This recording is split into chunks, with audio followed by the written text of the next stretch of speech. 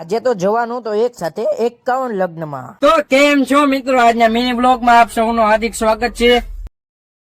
તો મિત્રો આજે છે પાણીતાળા સમૂહ લગ્ન. તો આપણે જવાનું છે પાણીતાળા અને આપણે નીકળી ગયા છીએ પાણીતાળા જવા માટે. તો મિત્રો પાણીતાળા પોગી ગયા જ્યાં સમૂહ લગ્ન હતા અને અહીંયા તો ખૂબ જ ટ્રાફિક દેખાયું આપણને.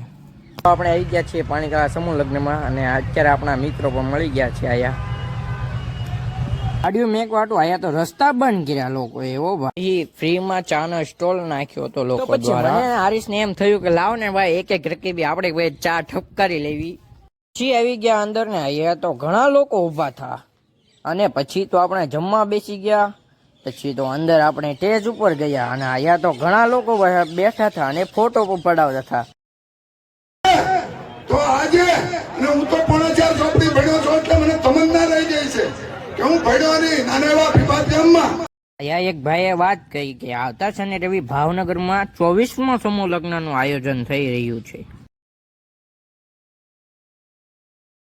હતું એક રિસેપ્શનમાં અને રિસેપ્શનમાં આપણી સાથે આતિફભાઈ પણ આવી ગયા.